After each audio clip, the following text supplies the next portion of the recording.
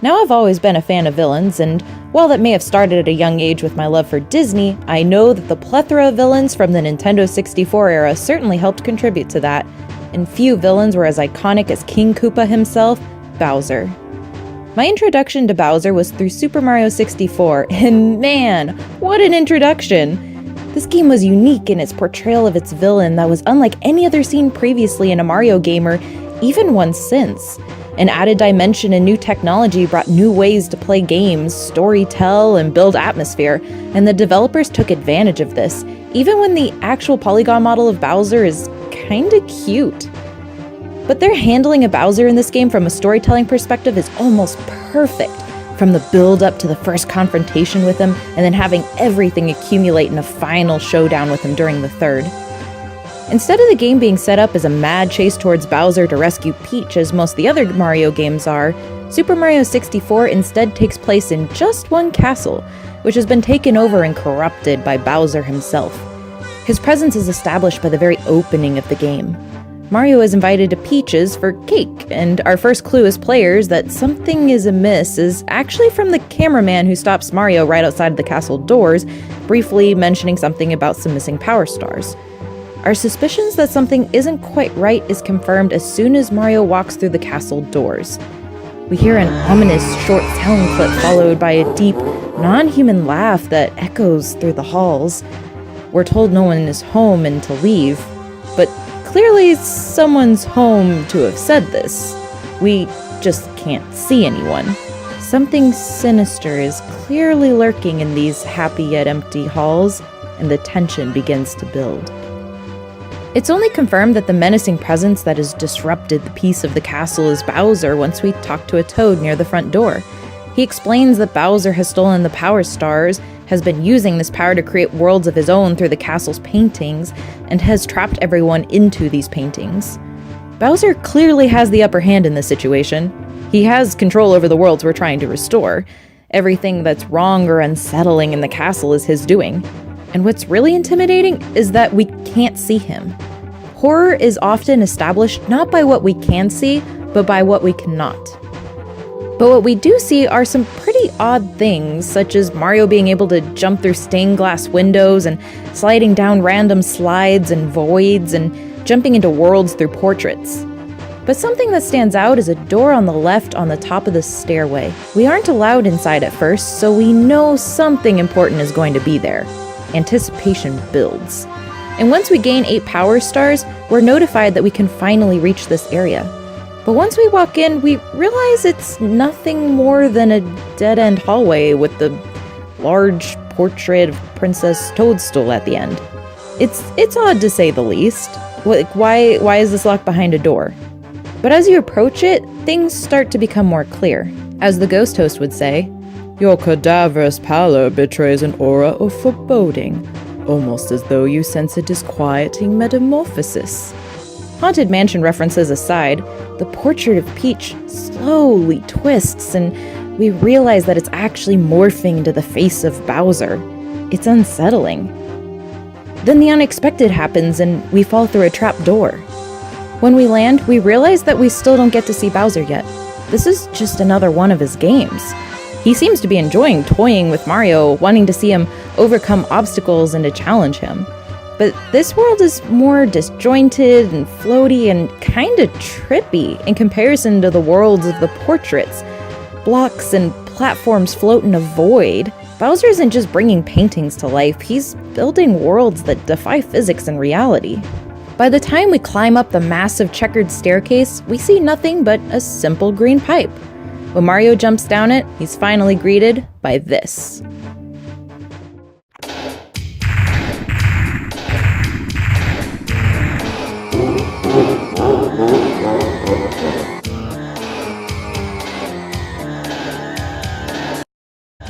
There's so much going on in these few seconds that continue to establish Bowser as an intimidating presence, so let's break it down a bit here.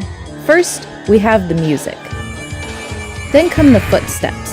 I don't know about you, but these footsteps are ranked up with like the T-Rex in Jurassic Park for just how intimidating they are. I mean, that echo.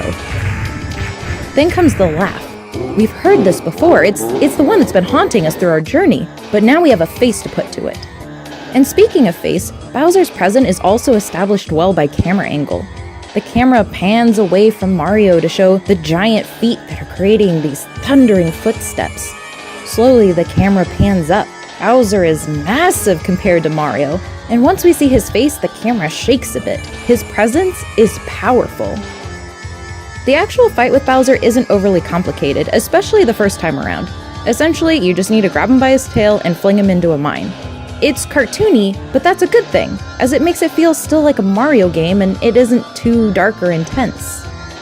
Upon defeat, Bowser warns us that he noticed he got careless, but he still has power and he will be back. But it's obvious to the player that Bowser had gotten a bit cocky.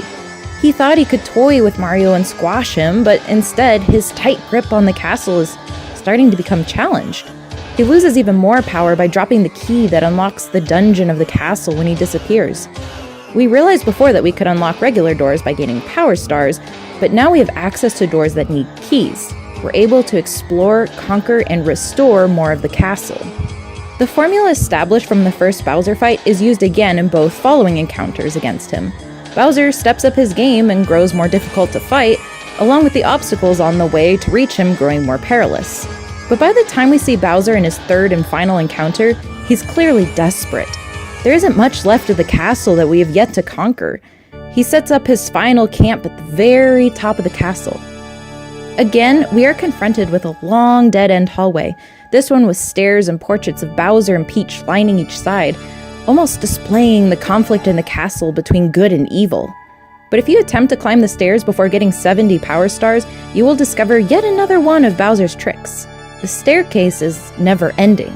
Mario climbs the stairs with all his effort. The music tricks you into thinking it's getting infinitely higher.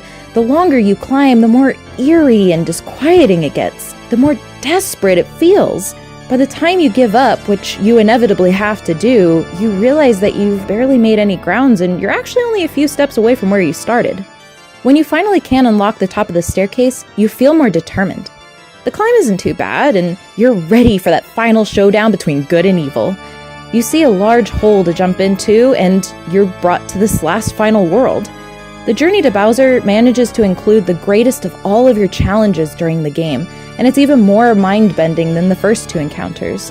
By the time you see Bowser, you are prepared to take him down. But Bowser isn't going down without a fight. The music is different this time. It's classic villain music with an organ. The sky looks almost apocalyptic with its competing dark blues and bright pinks. While Bowser pulls out all the stops, even destroying half of the already small platform you're on, Mario is the victor. Finally, that last power star is yours. You take off in flight to the sky, which, despite not actually changing, feels more like a hopeful sunrise now. You're dropped back outside of Peach's castle on a bright and sunny day, and Peach is freed from her imprisonment in the castle window, which was in plain sight all along. The story picks up right where it started, with Mario showing up to Peach's castle on a sunny day for some cake. It's perfect and peaceful. Bowser no longer has any power, nor are there even any signs remaining of him ever being there. He's completely eradicated. Everything returns to normal. The importance of all these storytelling choices is how it impacts the player's opinions of Bowser and feelings towards the game. This tale is more personal and intimate. It's not about running through worlds, but trying to take back a home. We want to see Peach's castle restored. We feel uneasy with Bowser's presence, especially since we can always feel him, but rarely ever see him. As we explore, we feel like we're slowly getting stronger and also regaining control.